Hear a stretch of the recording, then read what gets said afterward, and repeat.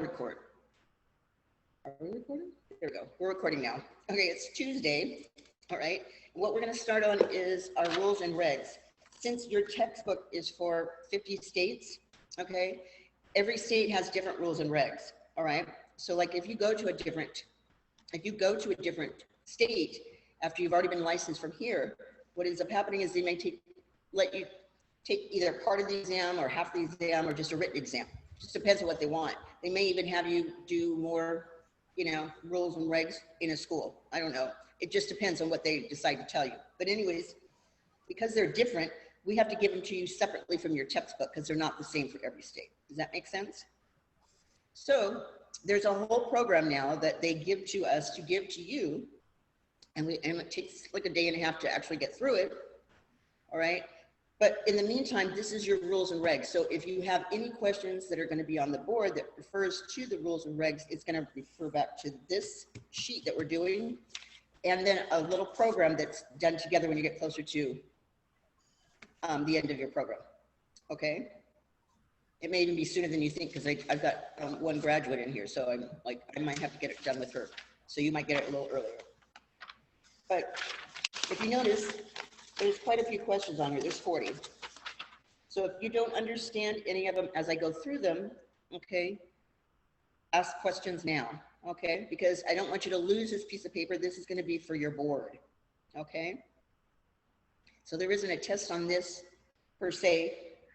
You just have to keep this with your notifications when you get ready to start for your exam testing, when you're prepping for it at board, okay? Miss Janie? Uh-huh. That's what my mom wanted me to ask because we might be moving out of state after I graduate. Mm-hmm. So she wanted me to ask, how do you find out if you have to retake the test? Okay, you have to, which state are you going to go to? Do you know? My mom's either moving to Utah or Idaho for work. If Utah, you may want to just go back and finish their program because they have a 1,200-hour program. So you can do actual laser removal of the hair, but you take another additional 600 hours at their school. So you're going to have to go through their program. You can call the Utah Board of Barbering and Cosmetology and they'll let you know if it's in your best interest to take your test here and then go there or switch over because you want to because you can take the 600-hour course, which is what we're doing now. Okay. But we don't go any further than that. Their state goes an additional 600 with more training. So, well, she's not moving till after I graduate, so. Okay. Well, if you probably work as just a regular esthetician. If you wanted to do the other stuff, you would have to go back and do another additional time. Okay. But you can call the Board of Barbering and ask them. Okay. Okay. Licensed by that time. Here, what do you have to do when you go there? Okay. They'll make you surrender your license in order to get a license for that state. Okay. So that's not a bad deal, but I don't know if you have to take the test. Some states require you to take another written. Some of them require you to take a written and a practical exam. And some just say you don't have to do anything, just turn your license in. So each of them are different. I know that the state of California accepts every other state, okay, here with their license, okay? But people that are licensed here, when they go someplace else, they might have to do more hours.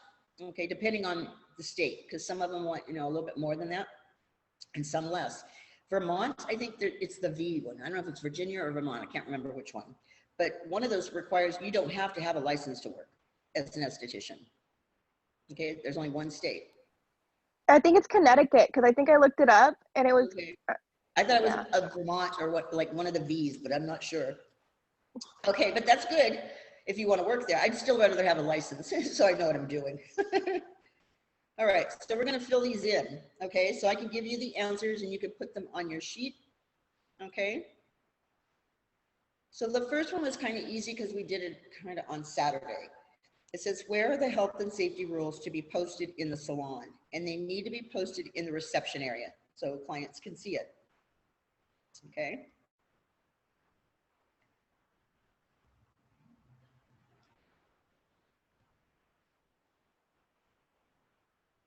Okay, number 2, where are the health and safety rules to be posted in the school? And you're going to write the reception area and the theory classroom. So I do have them next to our fire codes, like where do you go if there's a fire? All those major documents are up on my board, not right next to the door. Okay. You ready for 3? All right. What constitutes satisfactory proof of identification? And it must be state issued photo ID. So that could be, like a regular ID from the DMV, or it can be your driver's license. But it has to be state issued photo identification. It must not be expired. Okay. If your license is going to expire really close to your date of testing, I would suggest you get that license taken care of before you go to board, because they're not going to take a paper copy. They have to have the actual physical hard copy of your driver's license. Okay. So don't think you can take a copy in of your license. You have to have it. It has to be valid. Okay. And I tell people, if the address is different than what you're actually living at in your documents you're going to, make sure that they match. Okay. If you have to go down and get a change of address, do whatever it takes, but you want to make sure that everything matches. Okay. And nothing's expired. Okay. 4, what type of receptacles are used to hold soiled towels? A closed and labeled container. A lot of things that we do in this industry are supposed to be closed and labeled so that we know what we're doing.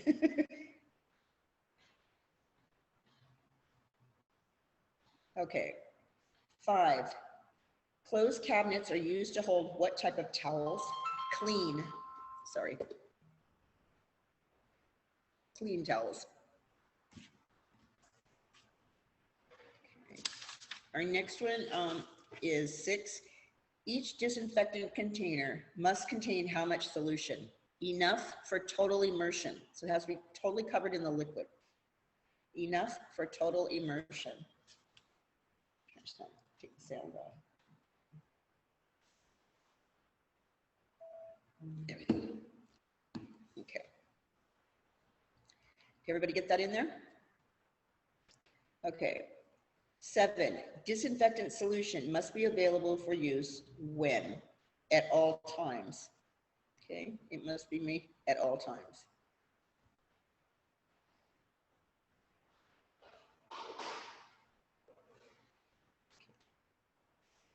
8, okay, I want you to cross off where it says list 3, and I want you to put 4 adjectives, okay, that must be on an EPA registered label for disinfectants. It's 4 now, just instead of 3.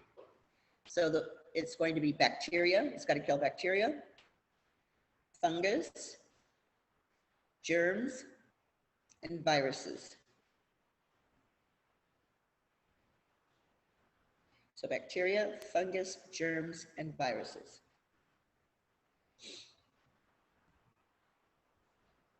Okay, number 9. When should a disinfectant be changed? Once a week or when visibly cloudy? Okay, once a week or when visibly cloudy. So that means if it's kind of cloudy from one person, one day, then you change it. Because we normally dispose of it on a Saturday, but there have been times when I've had to do it daily, depending on how many girls are working. Okay, 10, describe a disinfectant container. A large container labeled with a lid. Okay, a large container labeled with a lid.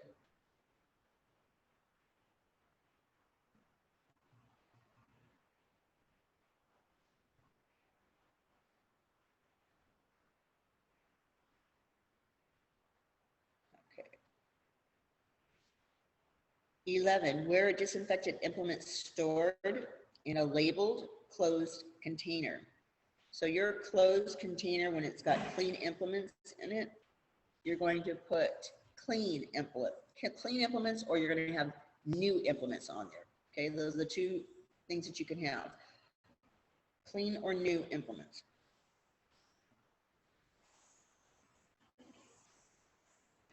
Okay. 12, supplies which cannot be disinfected need to be disposed of where and when? In the trash immediately. So trash immediately. that little blank line.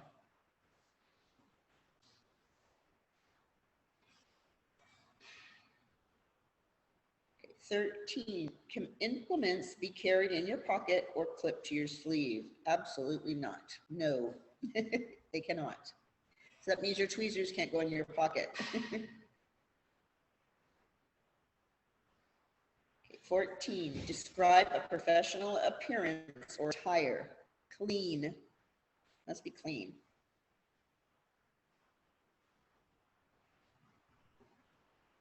15, when should hand washing be performed? At all times, but it's before serving a client and as often as necessary. So, you know, if you touch hair, you throw something in the trash, you have to sanitize. So these are all little markers where you have to sanitize. So there is, when you do a client, there is a hand sanitizer in the treatment rooms. Okay. If you have a cold, when can you return to work? 24 hours after the fever breaks. Okay, 24 hours after the fever breaks. Okay.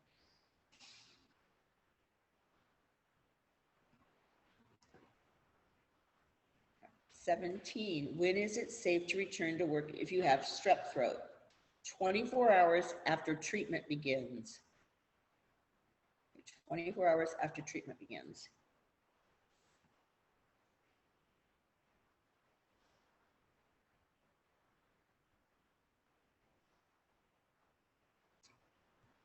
Okay. 18, when is it safe to return to work if you have pink eye? Okay, and this is a doctor's clearance. You must have a doctor's clearance.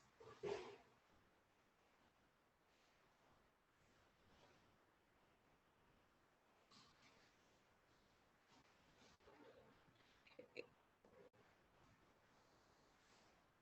19, when is it safe to return to work if you have whooping cough? 15 days after the antibiotics starts.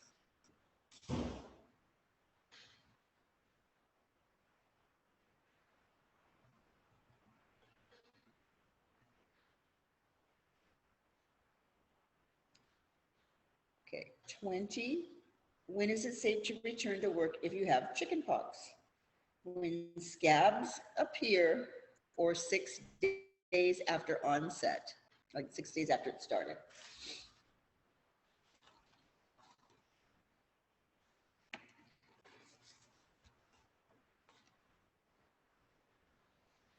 What was the last part of that? You said so when the scabs appear or when? Or 6 days after onset. So like it would be like 6 days after it started.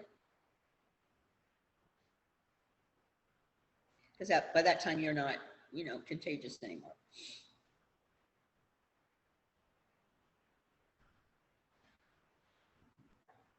Okay, you ready for 21? When is it safe to return to work if you have the mumps? 9 days from the start of swelling.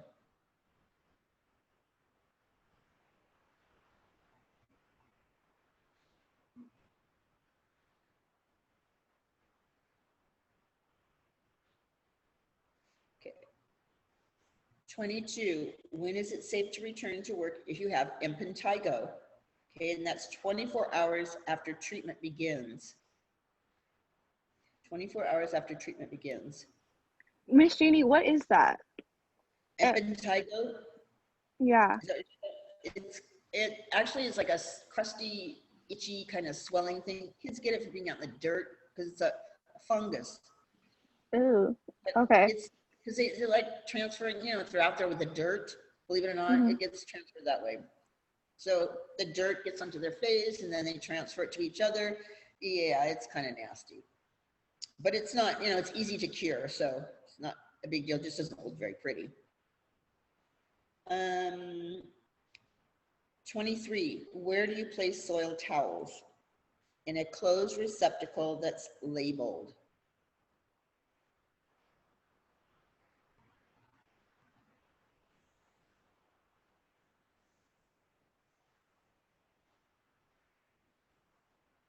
This next one is on board. Okay, it's asking you how long must the towels be washed? It's a minimum of 15-minute cycles. Okay, a minimum 15-minute cycle.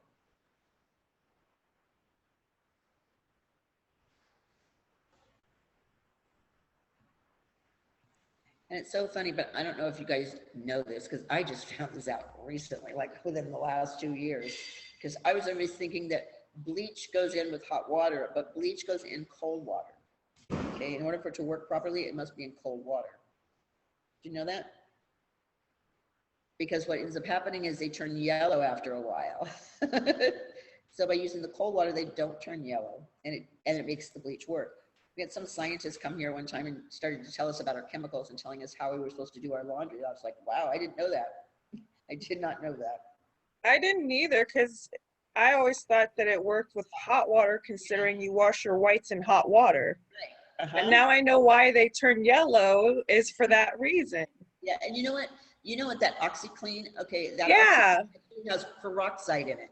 So Yeah, exactly. Dead, and it won't, in hot water. Yeah, so that's actually how I fixed the yellowing of the whites from that, and I stopped using bleach on it. I only use peroxide or that OxyClean, depending upon what I have available. But that's the best way to do it. Yeah. Okay.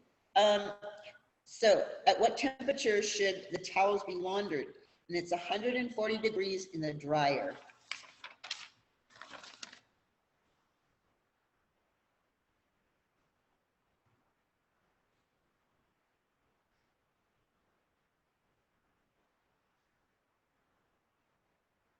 Okay, 26.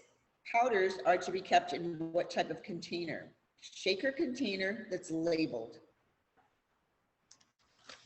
A shaker container that's labeled. So remember when I told you that you should take all of your makeup and crush it up into a powder and then put it in those little cups, right, with the lids on top of it, and then you can stack them like in a makeup bag or a makeup case or whatever, but it's a lot easier to dispense it when you're having to put a little bit out instead of scraping it all off, making a bigger mess. You know what I mean?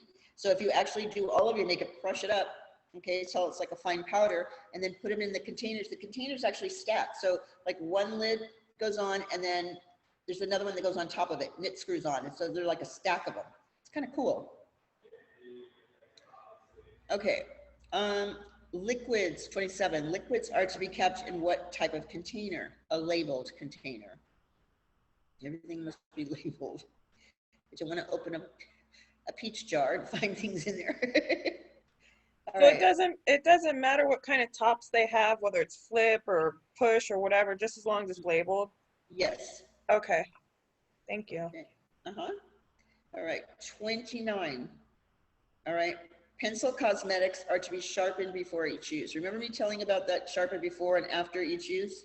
But they're not actually having you do that at board, which I think is kind of crazy because I still want you to do sharpening before and after if you were going to use it on my eyes or my lips. It's the only part of it that actually gets pretty much antiseptic unless you're going to spray it on there.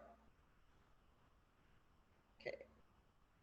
30. How do you remove only a portion of a cosmetic for use?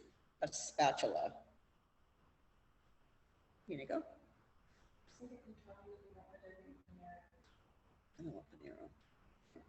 Yeah. Okay. Sorry. Okay. All right. 31. Treatment tables are to be covered with clean sheets. Clean sheets.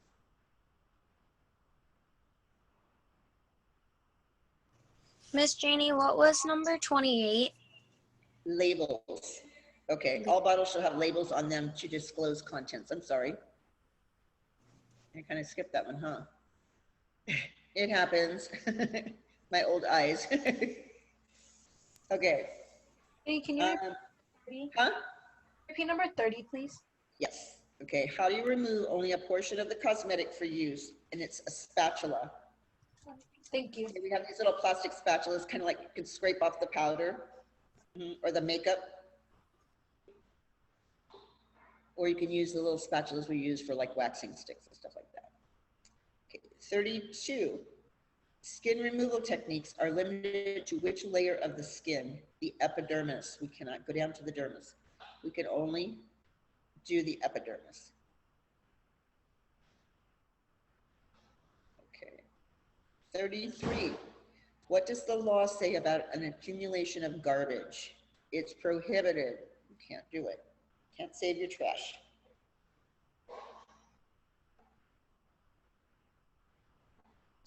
Okay. 34. How often is your license renewed? Every 2 years from the date you received it. It's like $50 if you do it on time, and it's $75 if you are late. Okay.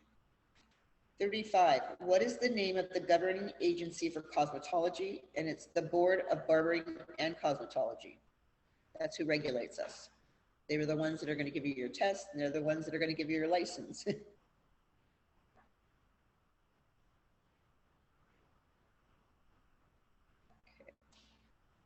36. Where is the governing agency located? What city? It's Sacramento.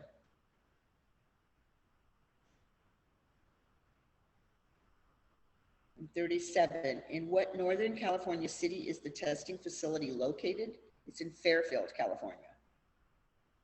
So that's where you're going to be tested at, unless you decide to do Los Angeles and then it's in Glendale. But there's only 2 locations for the entire state to take testing. So you can imagine if there's a lot of people taking it, you know, the backtrack of the.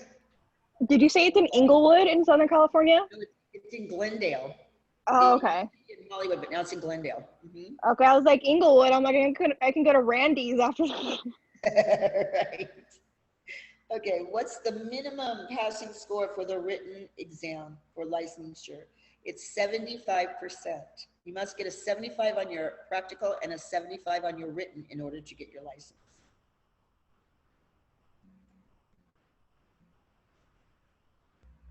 Okay. 39, are implements that pierce the skin allowed? No, we can't do that. And it's crazy too, because we're not talking about, we are talking about their skin pretty much, but we were able to do piercing before, you know, just for the ears. We weren't allowed to do like, you know, all of these other places, the eye, the belly button. We couldn't do that, but we could do the ears. Now they're telling you no. Okay, and then the last one is, how are electric implements disinfected? Okay, the actually exact answer for this one for a state board is this. Use a specific product, okay? Use a specific, it doesn't tell you which product, but it says use a specific product and follow the manufacturer's directions. So each one might be a little bit different. But that's the true answer on that question on a test. It doesn't tell us what the specific one is. It just says, you know, choose that and then follow the directions. So we're talking about our electrodes for the galvanic, electrodes for the high frequency, your electrodes for the vacuum suction, you know, that kind of stuff. Those are your electrical equipment. Okay, are there any questions so far on any of these? Can you repeat number 39? 39 was, are implements that pierce the skin allowed? No, they are not. And like I said, we were able to do piercing, like ear piercing and stuff for a while, but now they've taken that away from us. Can you repeat 25? Yep. Please. First page. All right. At what temperature should the towels be laundered? At 140 degrees in the dryer. Okay, thank you.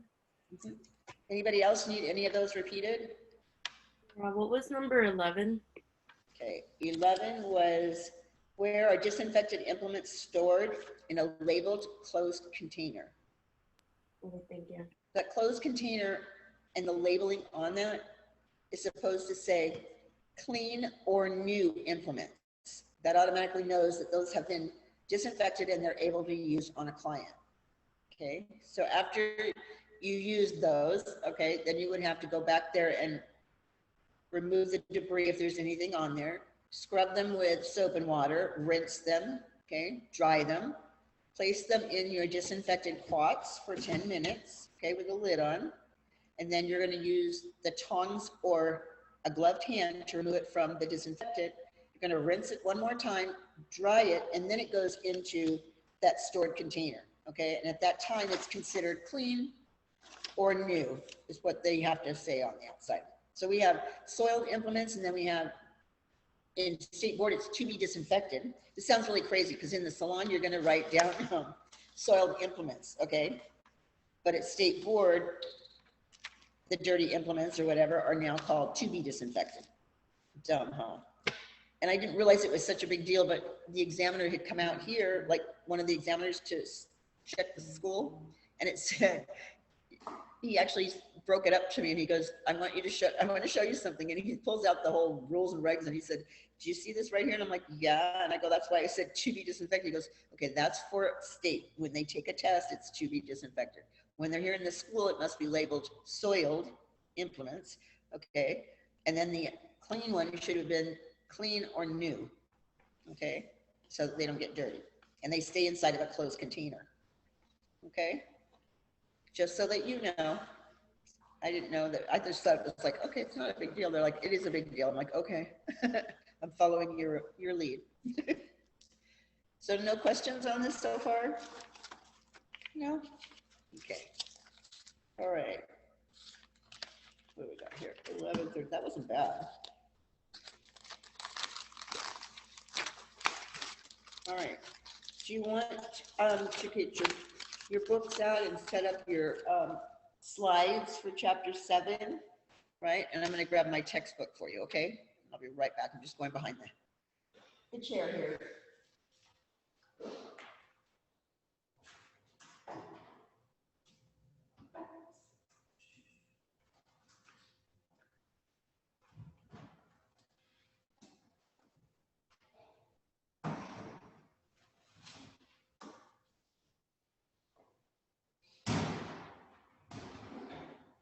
Okay, so let me tell you guys something. Yesterday, or today, okay, Miss Becky brought me in some doll heads, okay? So, see if I can show you. Can you see from across the room, those little boxes over there? Can you see them at all? No? Where are they? Where are they? Okay, wait, there they are. See them sitting in those chairs? Yeah. Okay, so those are the doll heads that we can use for practicing for board, okay? The thing of it is they have, well, if you have a flat doll like that, you know, on the other side of it, it has a hole in there, right? And so we have tripods that we can attach to the desk so that the doll lays on the tripod. And it's kind of cool, so you don't have to have it sliding down the desk and you have room on your desk. Does that make sense? So like, I'm gonna show you.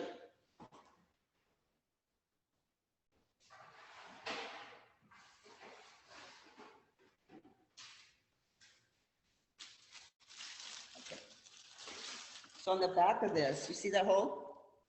So it's a tabletop stand, okay? And then you can set her on that so that you don't have to worry about everything else. Does that make sense? So it's not sliding down the table and it's not moving around and it actually holds still. These dolls, which you're gonna get in your kit, your own, okay? The sleeve comes off, okay? Her skin comes off like this, so that you can actually do makeup. I prefer you guys doing the makeup if you're going to on this first and leave the doll alone, okay? So that the doll will be ready so that you can practice all the other stuff that you have to do to it. Does that make sense? Because this gets really dirty after a while, you know?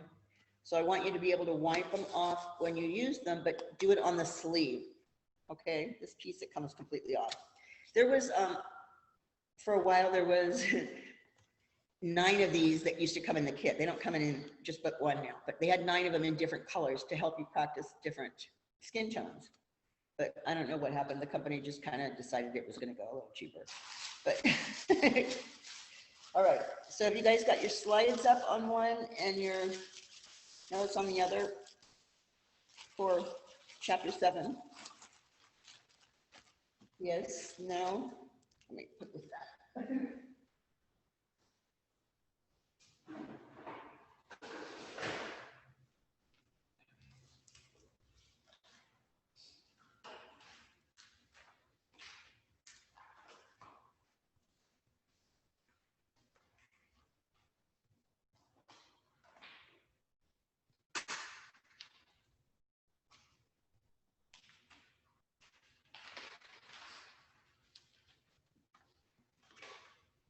Do you want me to pull up the slides? If I pull up the slides, I can't see you guys. But do you want the slides or do you have the slides up?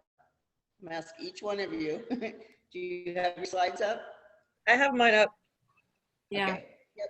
Okay. Jasmine? Yes, I You got do. your slides? Diana?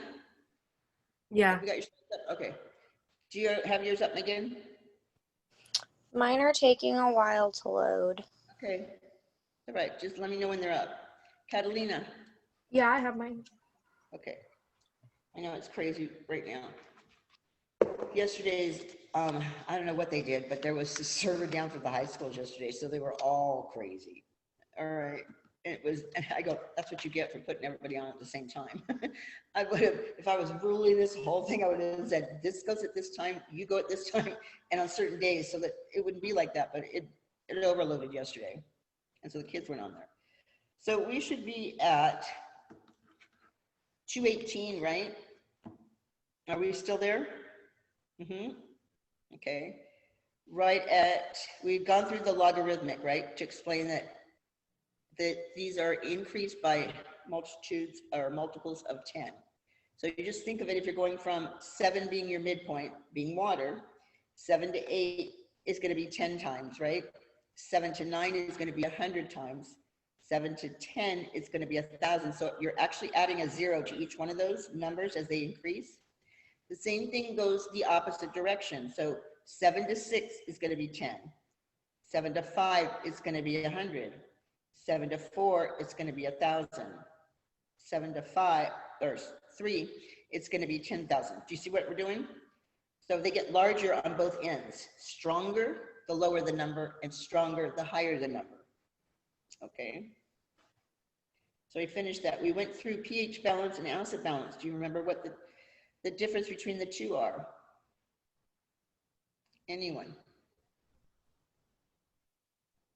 Okay, what does pH balance mean?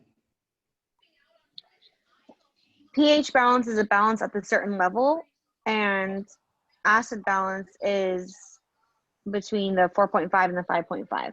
Right. Okay, so they can say pH balance, but you don't know what it's balanced to. It could be balanced to soap for all we know. Okay, but when it says acid balance, it means it's balanced to our skin and our hair and our nails, believe it or not. Okay, so we want to make sure that we're using products in that same zone so we're not making the skin react to it. Okay, your acid mantle, do we go through this? Okay, that's the mixture of sweat and sebum combined with your lipids and minerals, but it forms this moisture barrier, okay, to protect you from the outside elements. It's kind of like your little skinny barrier. But sometimes when they use harsh soaps or chemicals on there, they strip that. When they do that, that's when skin flares up. Okay, so if you actually go back outside and you're still not protected with the sunscreen, even when it's cold, okay, you can chap that skin. Okay, or you could actually overly dry that skin. So you got to be very careful when you strip the mantle. Okay, water in the pH scale. Did we fill this in? We're right here, right? We should be. Okay, pure water has a pH of 7, and they're talking pure as distilled water. Okay, water can be either hard or soft, depending on how many minerals are in there. So hard water will contain salts such as magnesium, okay, and soft water will contain very few minerals. So the theory, and I'm saying this in the right theory behind this in a textbook question, if I was standing in like water outside from like rainwater, I don't even know if that even works anymore, but if I was standing in rainwater or pure distilled water, I wouldn't get a shock if I was touching some type of electrical piece. I'm not going to try it, but that's the theory. You shouldn't have any kind of shock because there's no minerals or metals in there. However, hard water does contain all of those metals, all right? So that could be from the tap, all right? It's going to have that metal in there. And so if I was next to electricity at that time, I would get shocked, all right? But in the soft water, I should not get shocked. In theory, I don't want to try it to find out, but that's the theory behind it. Okay, you ready for the next page, you guys? Yeah? Miss Janie, what do we put on those 2 bullet points? Okay, the 2 blocks that are there, is it blocks or is it bullet points for you? It's the blocks. Okay, so the first block is hard water, and it contains salts like magnesium. Because if you've ever had a water softener, you know that you're always putting salts in there, right? To balance out the hard and soft water. Okay, and the second one is soft water, and it contains very few minerals, or none at all. So if you have it too extreme from one extreme to the next, let's say it was too soft, what ends up happening is it doesn't rinse off of your skin. It leaves like a soapy kind of film. It feels soft, but it's soapy. Okay, and then if it's hard water, it never gets to lather. So you might need to use more surfactants in there, something that'll give it more bubbles to actually work. And it's really tearing up your clothes in the washing machine, okay, because it's beating them up, pretty much. All right, so when you get them out of the dryer, they're like all stretched out, okay? So you have to have an even balance between the hard and soft water. And every home is different because of where you're located right now. Like over in the older area of Modesto, where it's like the Loma and stuff, that's like pretty much the very beginning of the Modesto area. So they have really old pipes out there. Unless you've remodeled and done your pipes, the pipes that are coming from the city are pretty old. So they have a lot of hard water over that area. All right, are you ready for your cosmetic products? Okay, there are going to be different types of properties in our cosmetics, okay? And they break them down into different categories.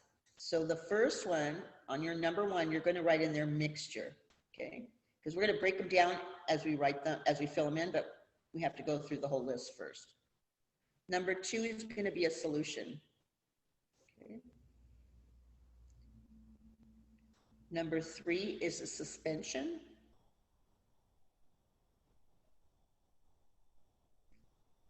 Number four is a gel. 5 is a powder. Okay. 6 is an ointment.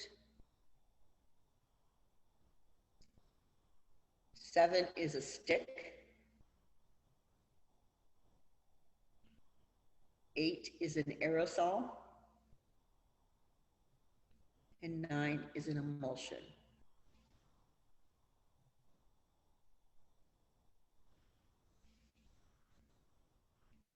Okay, so that's how our products come in these categories. So we're gonna break them down even more and give you the definition of it, okay?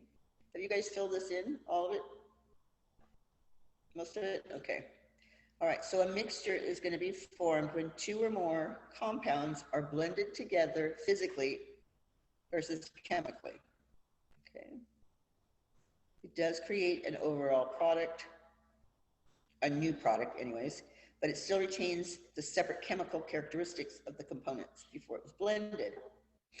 Most of your skincare products are mixtures, okay? All right.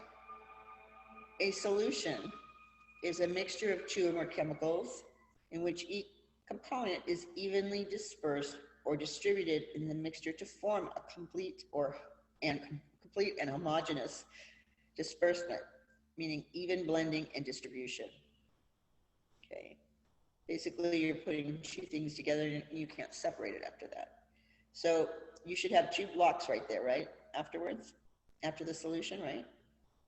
So the first block is going to be a solvent, okay? And it's the liquid part of the solution.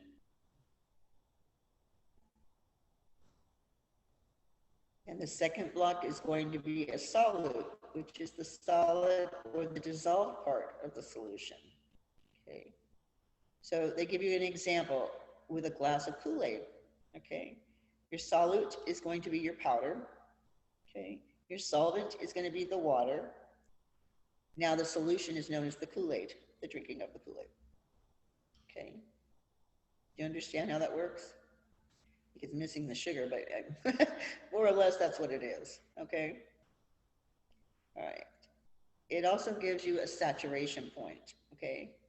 And this is the point at which the solute will no longer dissolve evenly in the solvent.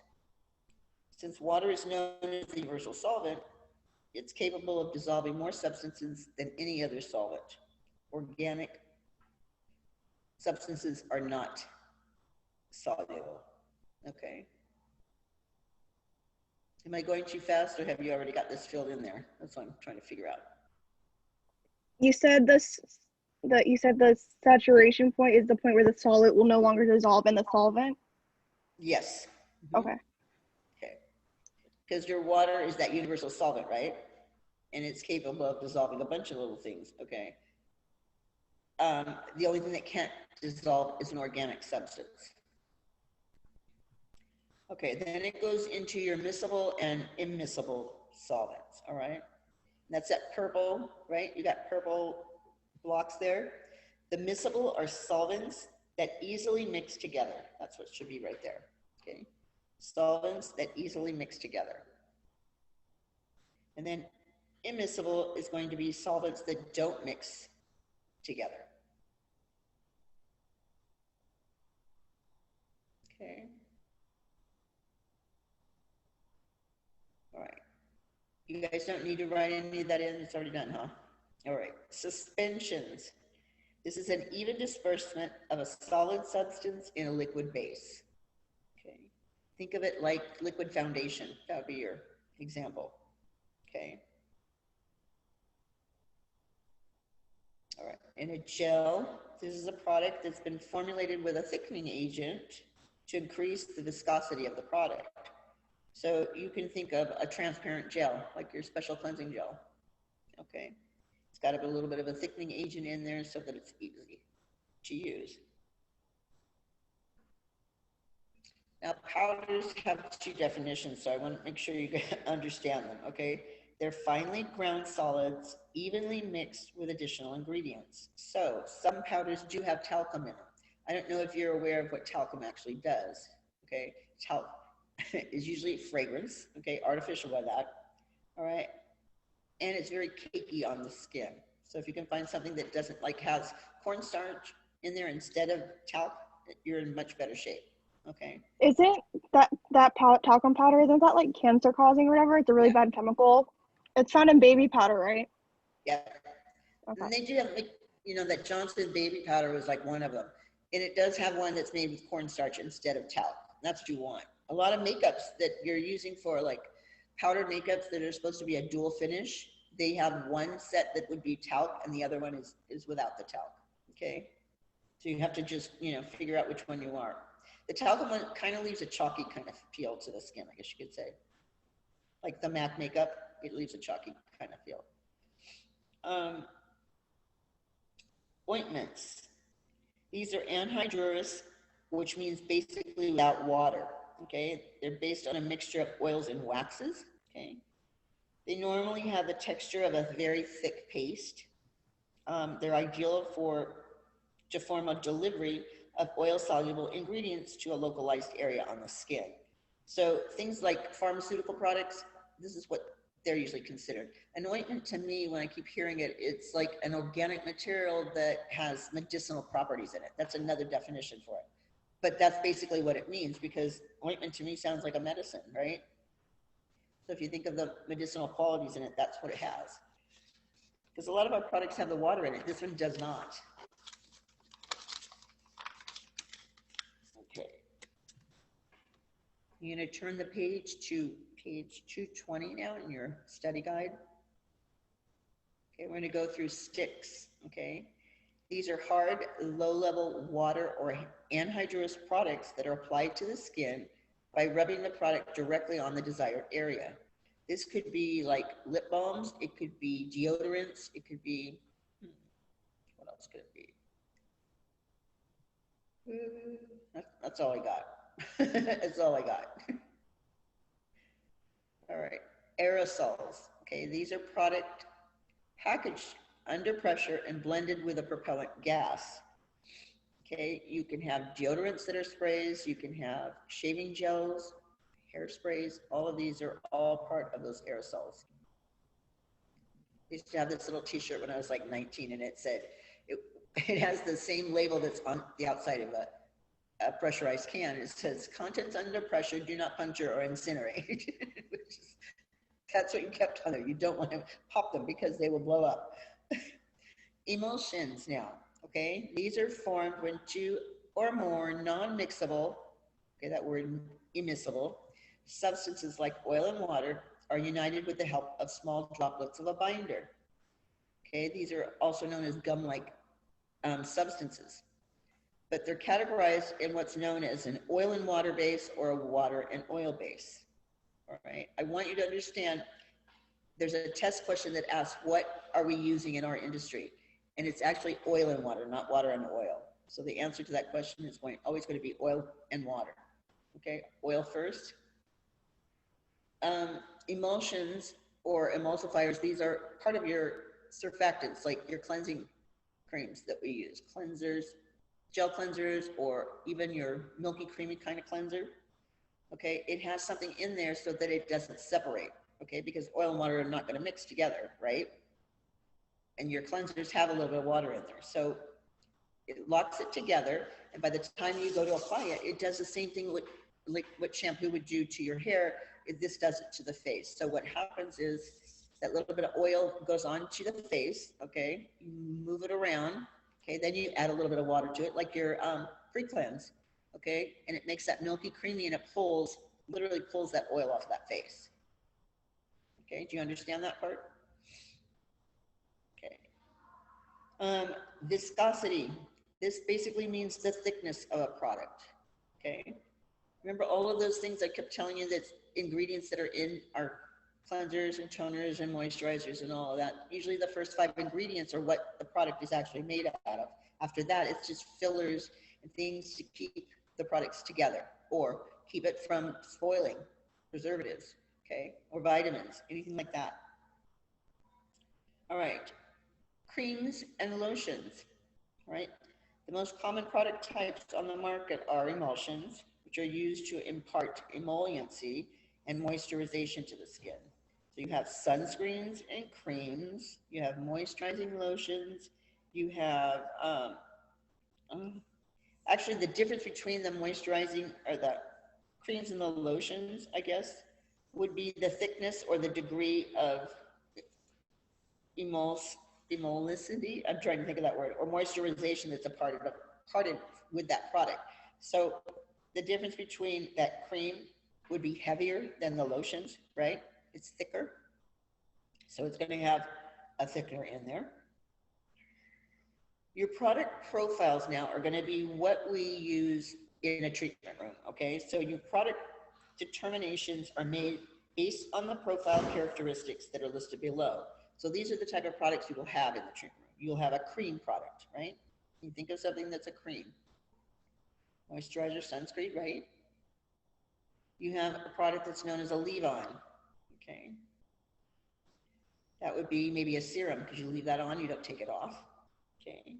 You have some that are rinsed off. That could be your cleansers, okay? Some of them are wiped off, okay? It's another way of removing it. Some are there, these are facials. So the facial one falls under all skin types, okay? You have dirty skin, dry skin, and the rest of it is basically oily skin, but it doesn't give you that. These are just the ones that they're giving you there. So facial, all skin types, dirty skin, and dry skin on that second column. Okay, active ingredients. Okay, I remember telling you about this last week. I said, if the ingredient is a drug, it's gonna go at the beginning of the ingredient list. Even though it's probably a tiny, tiny bit, it'll go at the head of the list because it's got active ingredients in it, okay? So sunscreens have titanium dioxide. That would be the first ingredient you would see besides that on the sunscreen list, or zinc oxide. So active ingredients are responsible for producing a desired effect. If it doesn't do that, then the FTC comes in and cites you because you are misleading the public or the consumer. So any questions so far of what we're using? Are you catching the gist of this? Because they're just breaking down the types of products that we use in their consistencies. Like, are they watery? Are they thicker? That's all they're doing right now. Do you guys understand this? You're just listening to me talk, blah, blah, blah, blah. I have no clue of you guys when you're not here in the classroom. I can't see anybody's really faces because everybody's just like Like this. Sorry, I'm busy writing everything. Okay, if you needed me to stop, Stephanie, I would have stopped so that you could fill that in, huh? No, no worries. It's okay. I got it. Okay, because I was asking if anyone finished it, and they're all like, yeah, yeah, yeah. I don't know if they just want me to go through it fast or what. Who else needs to fill in their book? Megan, you sure probably have to, right? Yeah. Yeah, I'm doing it right now. Okay. So I'll slow it down just a little bit, okay, so you can fill it in. How about you, Angela? Have you got your book filled? Yes, no? Yes. Sorry, I was Oh. trying to yeah, I have all those smart notes filled in for 7, 1, and 2. You're like a little box about this big, and I'm like trying to see, okay. No, So I'm just like, listening. Okay, how about you, Jasmine? Have you done yours? I'm almost done. I'm doing it online because I can't. I'm doing it on the computer because I can't find my book. So Okay, yeah. all right. So are you ready for your cosmetic ingredients, your labeling? Okay, it's on 221. Okay, basically what this means is this: the ingredient labeling for commercially distributed cosmetic products is now required by the law in the United States, Europe, and many other countries, okay? So under your first little block there, it's each raw material has its own unique label name, okay? Each raw material has its own unique label name.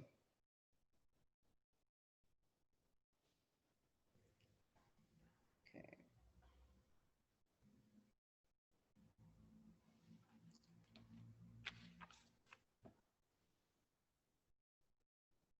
And the second block is going to be, it's assigned using the International Nomenclature for Cosmetic Ingredients. It's called the INCI, okay?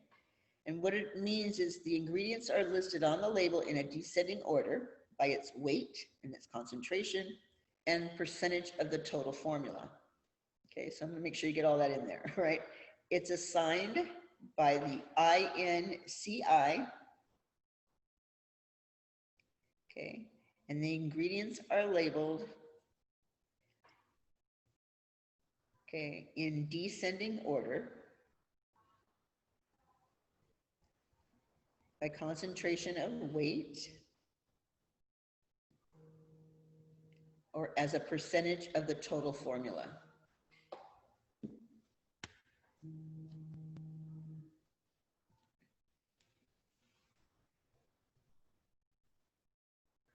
Okay, remember they can stick all that junk in there and call it their special formula.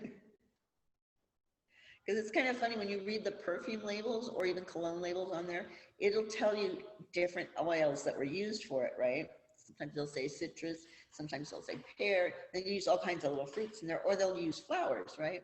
And they'll put them in there, but they don't exactly tell you how much to put in there. So that's where all these people come in and start making generics of that special fragrance, okay? Because you don't know the exact. Huh? Go ahead. I watched that documentary last night. It's interesting, isn't it? Oh my God. Like, I don't want to know those things. It was horrible. The worst. In the, you know, everything, because Yeah. they regulate everything. The The government worst. regulates the worst what? I think the worst part that or like the one thing that when I heard it, I was just like jaw dropped, even though the whole thing was pretty much shocking, but the whole blood test thing and there being like 300 and something chemicals and doing a blood test found 287 Yeah, that's a in lot. your blood. Oh my God. They're not necessary. Yeah. They're Yeah, it's insane. It's insane. And one of them was arsenic. Okay, one of them was arsenic. I was just like, you're putting this on children's pajamas. Come on. Yeah, that's insane.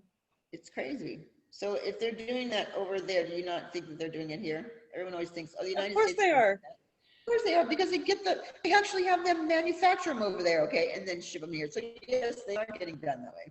Yeah, you actually hear them mention that, like on one of the, I forget what product it was, but they were producing for Europe, they were producing the safe product, but for the Americans, they're producing the chemical product. Yep. So It's- we're getting all, like they talked about how we're becoming that third world country where we're the ones getting all that bad stuff while this country over here is doing just fine and getting all the good healthy stuff. It's really sad what it's It coming is. down to. It is. Okay, so did everybody get what they needed in those 2 blocks? Okay, let me know if you have it so I can repeat it. Okay, Steph, are you okay? Yeah, okay. What was All right. the second part after I put down the descending ingredients? What was the second part after that? The descending order by weight concentration, by weight concentration, and by percentage of the total formula. Okay. Okay, so that you do it in descending order, but you're doing it by the weight, like how much is in each one of those. Okay, so here we come back to that water versus oil and oil versus water. Okay, the weight concentration of water or oil causes one of these to be listed first on the efficacy label. Okay, water is usually the first and it's the best solvent, but most products are at least half water. That even makes me even madder. I'm paying for half a bottle of water and the rest of it's going to be for my cleanser. I'm like, wow. That's why when you're purchasing professional products like cleansers from a professional company, they aren't that watery. Okay. If you pick up one of like Cetaphil over the grocery store counter or even at the drugstore, okay, you can pick up the weight and see the difference in how they feel. Okay, because of the percentage weight of the concentration of that percentage rate.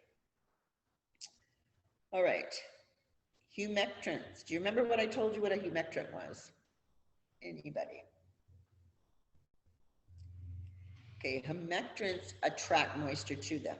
So if we're using our toner and it's a humectant, it's going to attract moisture. So the next thing that goes on is that moisturizer to lock it in so you don't lose it.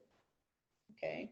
So under humectants, that first block, that red block there, these are organic ingredients that bind water and deposit it on the skin. Okay. So they're organic ingredients that bind water and deposit it on the skin.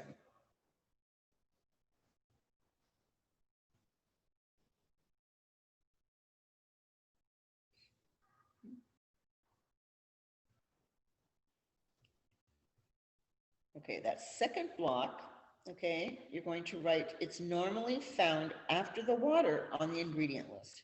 Okay. Emollients will probably be found after the water on the ingredient list. I'm going to give you an example. We're going to look these words up, okay? So I want you to write example there, sodium lactate.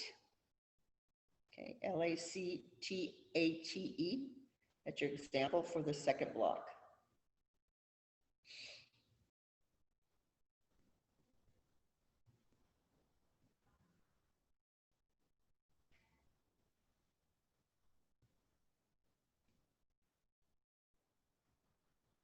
Okay, are you ready for your emollients? Okay, we're going right below that. So that first block, you're going to write in there oil and oil-soluble substances. Okay. Oil and oil-soluble substances used to condition and soften the skin by providing a protective lipid coating.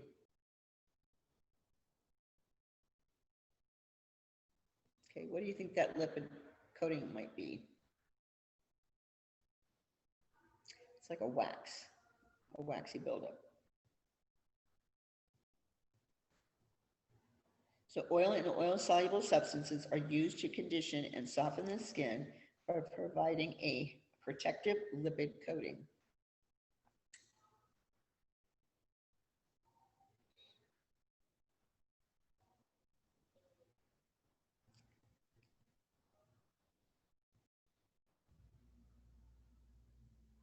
All right, you're right underneath that next block is for occlusive, and it's OCCLUSIVE. Occlusive barrier equals protective lipid coating. Protective lipid coating. Your example on this one would be waxes. Could be paraffin wax.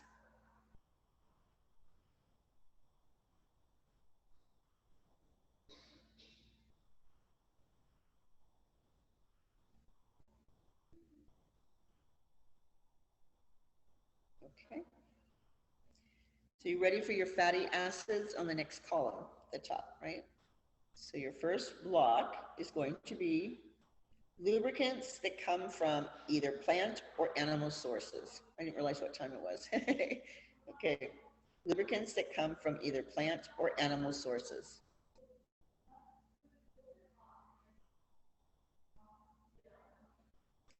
And I'll break you here so you can have your little break. You're like, oh, I should stop. All right, and I'm going to give you 10 minutes. So at 15 after, right?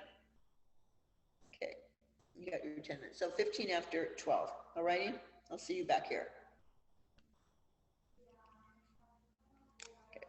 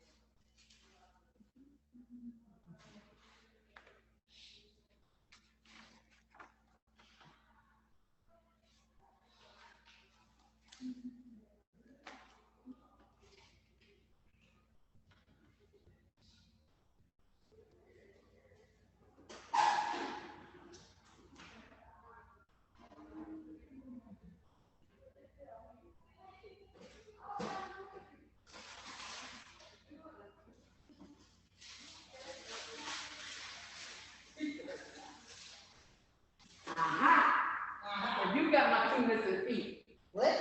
The 2 missing. She was playing with them. She put my boots and they were walking up my boots. And I know.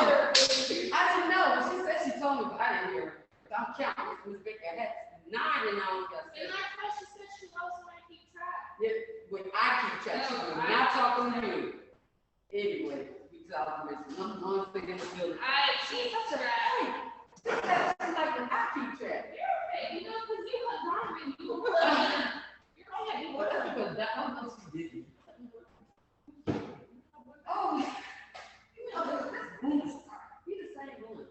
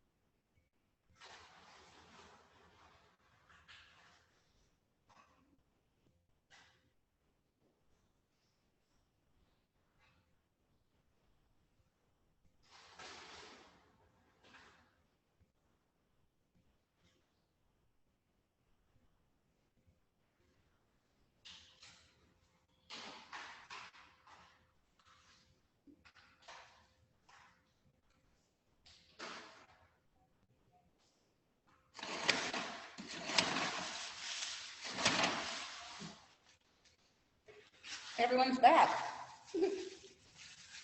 How about that?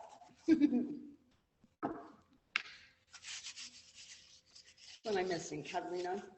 Did she leave?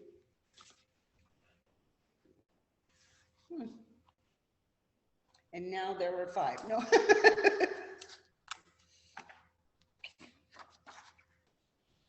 I'm gonna get these attendance.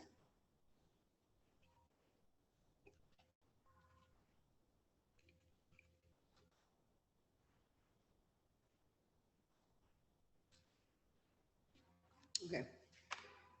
I'll be right back.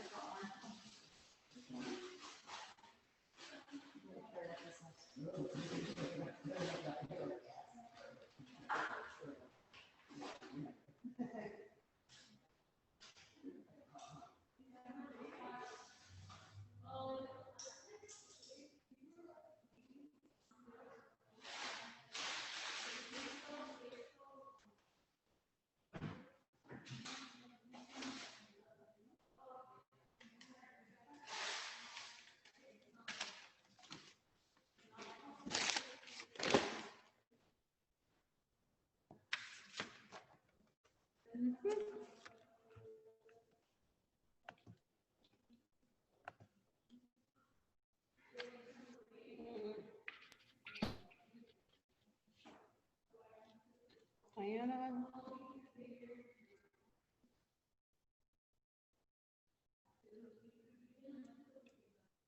1, 2, 3, 4.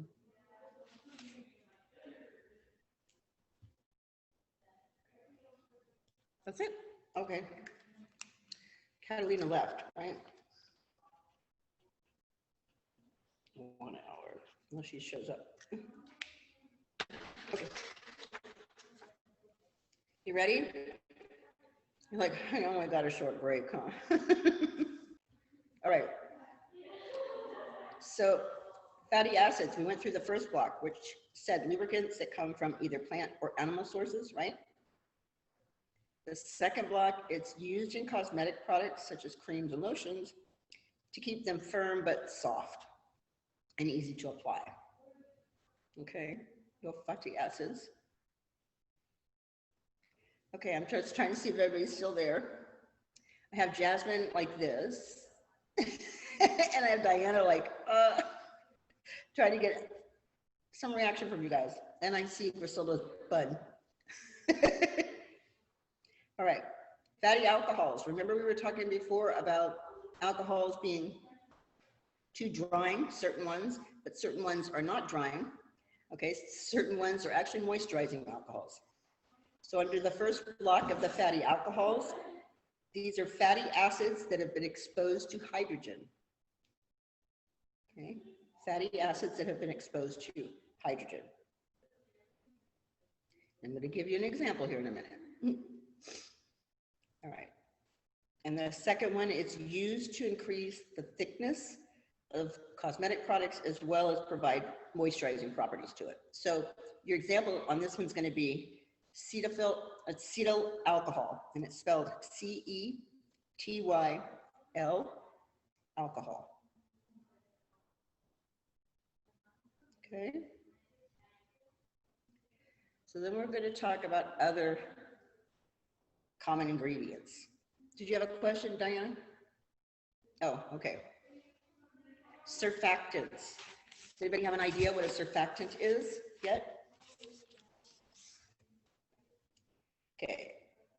It's actually a category of ingredients that hold what's known as a surface activity, where they combine a bunch of different organic and inorganic products together in water. So cleansers usually have surfactants in it, okay, to cleanse the face. And because you have to have oil and water together in that one, that's why it's used. So under the surfactants in a cleanser type product, you should have 3 blocks, correct? Yes, okay. So your first block you're going to put in there, it's used at high concentrations and it's found high on the label list. So it might be like first, second, maybe probably about second or third ingredient on your list. So used at fairly high concentrations and found high on the label list.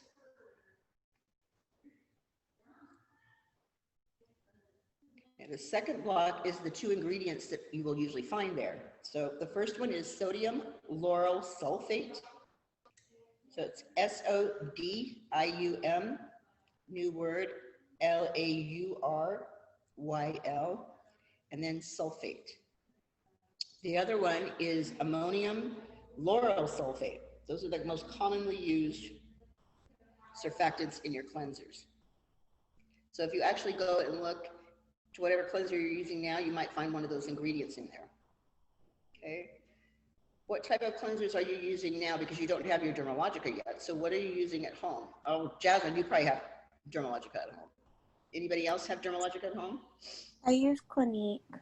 Okay, so if you looked at the ingredient list on your Clinique bottle, tell me what the ingredients are. And that's what you're going to do today is like if you're using a cleanser, I don't care if it's a drugstore or whatever, but if you're using a cleanser, look at the ingredients and you're going to tell me what the surfactant is. And I want you to look up all the ingredients that are on your label list. That's your homework tonight. Okay, you're going to look up your cleansers. Okay, and tell me what those ingredients are. Okay. Because like I said, it'll be 4 ingredients, 5 ingredients the most, which would be the formulation. The rest of it is just junk and binders to keep it together, keep it longer on the shelf, that kind of stuff. Okay, and the third one is body cleansing products have higher levels of surfactants than facial cleaners. And that makes sense because our face is a little bit more gentler. So body cleansing products have more levels of surfactants than facial cleansers.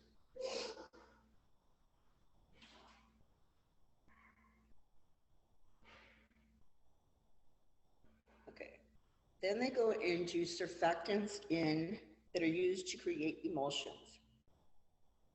And there's 2 blocks there.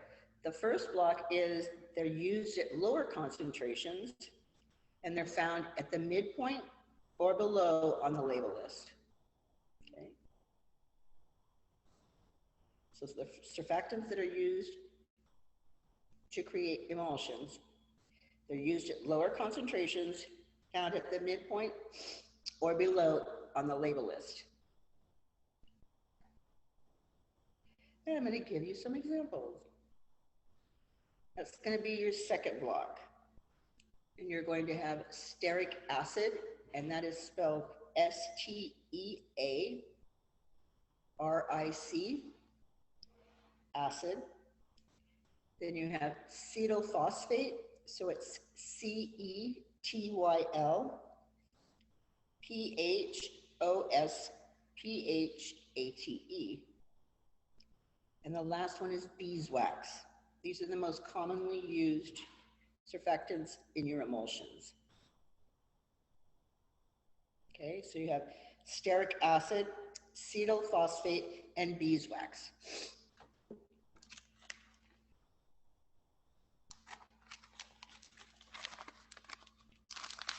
Okay. So we should be on the next page, right? 223. Excuse me, 222. Sorry. All right, and then it goes into thickeners and viscosity modifiers, right? Okay. So your thickeners are ingredients that help increase the density in your emulsions and gel-like products. Okay, so they're ingredients that help increase the density in emulsions and gel-like products.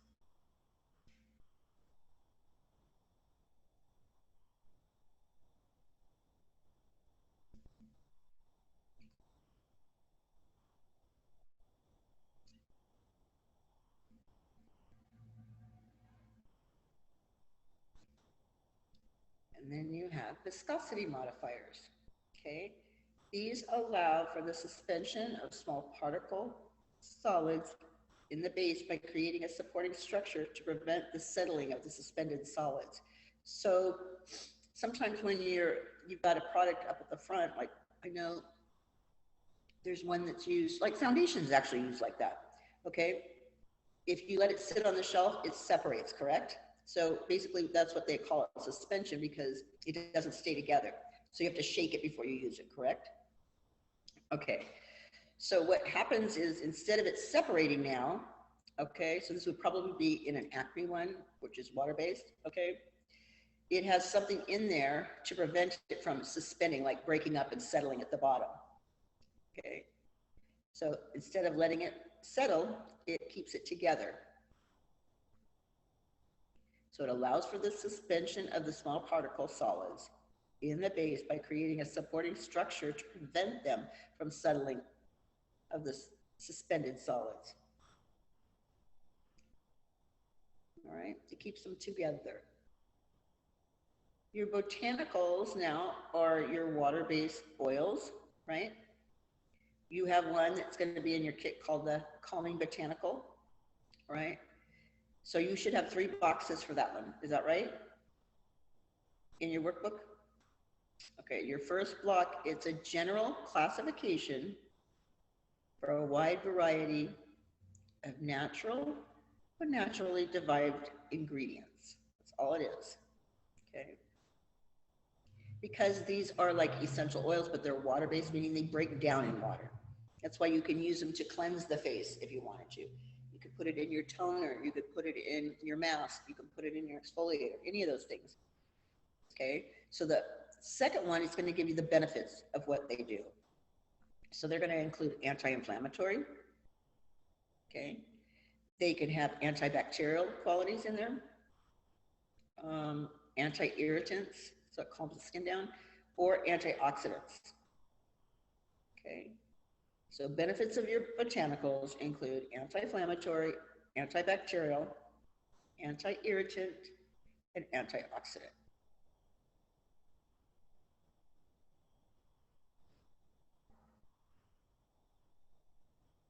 Okay, and these, on the last part of this, these are listed by their Latin names, okay? An example would be like sesame oil. Okay, your botanicals can actually give you a scent too, remember? And it's a plant scent, so it's going to be compatible with the body and not cause a reaction to it. This next one though is preservatives, and these do have irritants a lot of times on certain clients. But the preservative is there to maintain the microbiological integrity of the product during its manufacturing, so it doesn't spoil, and it doesn't spoil when you open it, okay?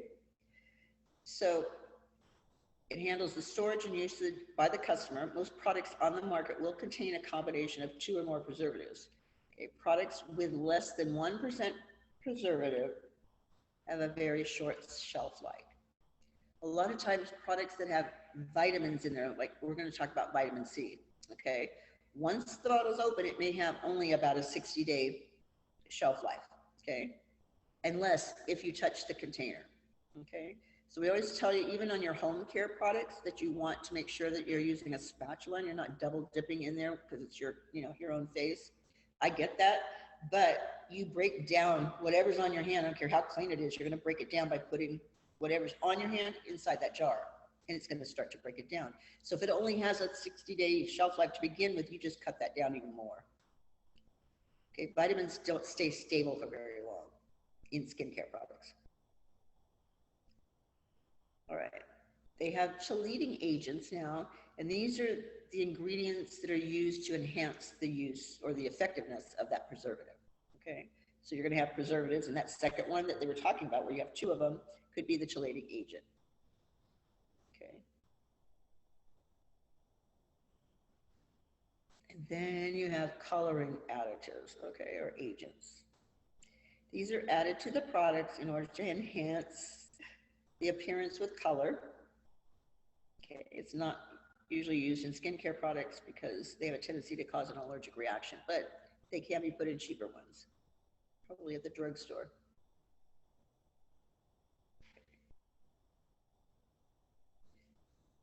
So then you go into fragrant oils and essential oils. Okay. Fragrance oils are less expensive and they're artificial. Okay. That's when they're just putting in, you know, anything they want in that little thing. Essential oils now are natural and they're distilled from the plant materials. So I've already explained that the essential oils are compatible with our body's hormones. So you don't have reactions to it. People don't have allergic reactions to it. They don't break out on their skin. But fragrance being the #1 irritant in anything for cosmetic and makeup. So your next one on here is fragrance. It says it's usually not listed individually in the ingredient label because it's a complex blend of many essential oils and other components that are used to create their unique scent. So if something says fragrance free, a product usually has less than 1% fragrance added or no fragrance at all added, which I find that hard to believe because if I can smell something, there's a fragrance in there, right? But that fragrance might be mild enough that it fits under that 1%. Like you learned that when you were watching that movie. What was the movie called? I forgot. Do you remember? It was called Stink, Stink. Yeah. I started watching some other ones on Gaia or something like that, and that's kind of interesting too. All right. Next one is antibacterial. Okay, these ingredients will possess the ability to destroy bacteria. And bacteria can cause problems in our skin like acne or other infections. But examples for antibacterial could be like benzoyl peroxide or hydrogen peroxide have been used. They need to be at certain percentages in order for them to work as an antibacterial claim. Okay, so I already explained to you 5% of the benzoyl peroxide. Okay, don't go any stronger than that, it's just too drying. pH adjusters now. These are acids or bases used to adjust the product's pH, or its pH level, okay? And they're trying to get it at a certain level. So an acid or a base can be used to neutralize the pH of a product. So remember I was talking about peels when you're using an acid on a client and she has a reaction to it, you need to get it off there immediately, right? So cold water is not going to do it by itself. You do need that baking soda and water in there to cut the action because your baking soda is basically your neutralizer, all right? It cuts the action of the acid automatically and brings it back down to normal. All right, so those are just going to adjust it. You always keep that underneath on your trolley just in case of an emergency. Anything starts to irritate somebody, you can apply that and it'll calm it down. Okay, active ingredients again. We just discussed this a few minutes ago. All right, these are listed on the label because they are going to provide specific benefits and support efficacy claims, which means the effectiveness of the claim. So if you're going to claim something is going to do that, you got to give the active ingredient that's making it do what it's supposed to do. Otherwise, it's false advertising. All right, homogeneity. There we go. And this basically means the ability to clog the pores. Okay, so under your first little block, that green one, you're going to put in there that ingredients likely to block or clog the pores. Okay, certain sunscreens will do that. Okay, certain makeups will do that. When it's talking about non-comedogenic, I get words for that one. These are ingredients that are not likely to block or clog the pores. Things that will block it: lanolin, okay, alcohol, mineral oil. These are all ingredients you don't want to put on your skin. Okay, you want to remove any traces of leftover residue of massage cream. Excuse me. Sorry. Okay. So they're usually put on makeup for kids, I guess, young girls, okay? 18 to 22 or something like that. They always say that it has ingredients in there that are not likely to cause a breakout. But the breakout is usually the fragrance or the artificial coloring, believe it or not. And if they can get away with it because it's under 1%, then they won't have to label it at all. And then you're wondering, well, how did I break out? Why did I break out? So it's up to you to educate your client to tell them what's going on with their skincare and how the government works as far as presenting that ingredient list to you. All right, now we're on 223, right? All right, you have a sunscreen, and sunscreens do have active ingredients in it. They are considered drug products by the FDA guidelines, okay? So UV absorbers or blockers will block or absorb the ultraviolet radiation that's emitted by the sun. Those blockers basically mean that that light bounces back off of you, so it doesn't go through that, all right? Usually you have titanium dioxide is one of them, okay, and zinc oxide is the other one, all right? Any questions so far? No? All right, antioxidants, what are those going to be? Okay, anybody? Aren't they like, they help the immune system or something? They are certain types of treatments that are to prevent the skin from inflaming or inflammation and damage due to free radicals, okay? Okay. Free radicals are basically chemically unstable molecules. The only way I can explain it and have you guys understand it is a free radical will steal from something. So think of you sitting in playing musical chairs, okay? And the music's going, so your skincare is going just fine. All of a sudden, it gets exposed to outside elements and the free radicals start to break down. So you take away one chair and that person tries to, all the other areas are trying to fight for that one little area of your skin. So one of them is going to be left out, and that's the area that's going to be exposed. That's the easiest way to explain what a free radical is. They steal from other areas when it's trying to fill back in, okay? Because your skin's breaking down, kind of like our ozone layer, how it's breaking down. Your skin starts to break down too. And if you're not protecting it correctly, what ends up happening is the other areas try to compensate for it, but it doesn't do a very good job, okay? Because that's not their original job. Does that make sense? Okay. So most commonly is the sun anyways, is doing most of the damage. All right. The most common antioxidant are usually derivatives of vitamin C. Okay. Because that vitamin C is going to help repair the skin. Is it funny? I'm trying to figure out what. All right, here's a couple of them they like to use. Coenzyme Q10. And it's ubiquitone. I don't know if it's actually spelled in there for you, but I'll spell it for you right now. Okay, this is the name of the drug. It's ubiquinone.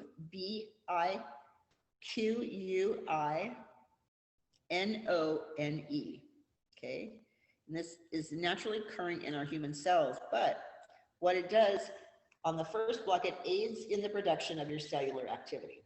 Okay, it aids in circulation. It stimulates our immune system, gets it going again, and it provides certain anti-aging effects to our skin. So under that coenzyme Q10 into your blocks, the first one you should have in there that says aids in production of cellular activity, starting to repair. Okay. The second block is going to aid in circulation.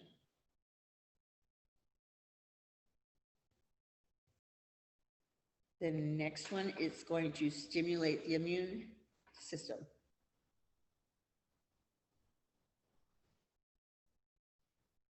And then the last one is going to provide anti-aging effects.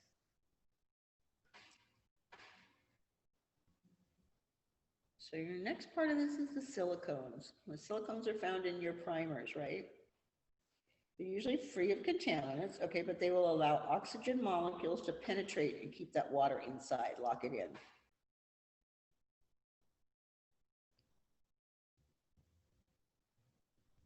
Okay. Skin renewal agents. These are used by cosmetic formulators to provide specific benefits and to support their efficacy claims, meaning how well that product is going to work. So we're talking about hydroxy acids, all right? And these hydroxy acids are organic acids that are either extracted from natural sources like fruits and sugar and milk. But what they do is they speed up the exfoliation process, usually on the top layer of the skin. It is trying to remove that stratum corneum that might be dull and build up. Well, they break them down into 3 categories. The alpha hydroxy acid, also known as AHA, okay? And it's also known as like glycolic acids, all right? This is the carboxyl group that's located on the first carbon atom. Okay, the best I can describe it is like sugar is glycolic, all right? The beta is the carboxyl group that is on the second carbon atom, but its example I'm going to give you is salicylic acid, and that's SALICYLIC. Okay, these are beta hydroxy acids, obviously, and they're actually gentler on the skin. So somebody that has breakouts and you want to help control the pore size and the rough texture, salicylic acid is one of the best, okay, instead of going for the glycolic. And then you have the poly, which contains several carboxyl groups from different chains, okay? And these are basically known as malic acid, which are grapes. MALIC, okay, acids. So these are your alpha and beta hydroxy acids that we use, okay? The one that has lactic in it, which is basically milk, it actually is much gentler and softer, and it really does a nice job on more mature skin at first. So it's not so aggressive, but it does do a fabulous job, and it keeps the skin hydrated more than the glycolic would. So then they talk about their enzymes, okay? And these are designed to dissolve that keratin buildup.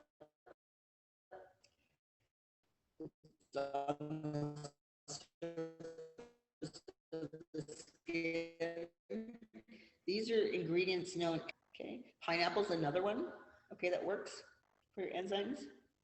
So they're designed to dissolve that keratin protein.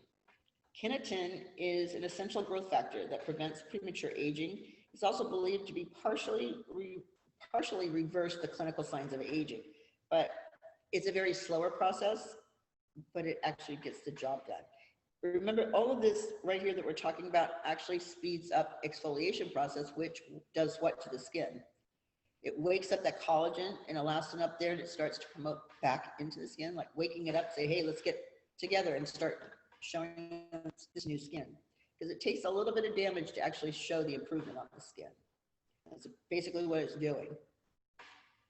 All right, you have vitamins, and the most popular ones are like vitamin C, A, and E. Okay, and they're always used to deliver a variety of benefits to it. They really don't know how many benefits vitamin E can give you. Okay, they really don't. There's like every day there's a new thing that it can actually do to improve your skin. But vitamin A are your retinols. Okay, they're going to be falling under that category of like even like glycolics. Okay, they're retinols actually used to remove that dead skin.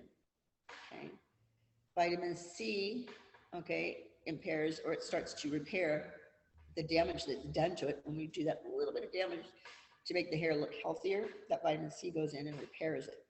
Okay, and then the vitamin E can do all kinds of things to the skin. So vitamins, again, they don't stay very stable when you put them in products. So you've got a shorter shelf life on those, even though they tell you it could be, 2 months, 3 months, whatever. Just keep your hands out of the product. Put a stick in there and use that to get your product out and apply it to your face, but don't put your fingers in there. Then you have lighteners, okay? And sometimes your dermatologist is gonna give the client or the patient a retin-A to start to slough off that dead skin, but on top of that, they're gonna get a bleaching agent. And sometimes he requests that you mix both of those 50% of each and apply it. So I had to start off that way until I was able to use that retin-A full strength before my peel. But these are used to bleach or lighten the skin, okay, or lighten the areas of hyperpigmentation, if you want to call it that. All right. They slowly block the production of melanin by attacking those melanocytes in the skin. I'll give you 2 little ingredients that you can look for. Hydroquinone is over the counter at 2%. You can purchase yourself in some of the products that you're using at the drugstore. Okay, 2% is very mild. 4% if you go to a physician and he writes you a prescription for it. That's a stronger bleaching agent.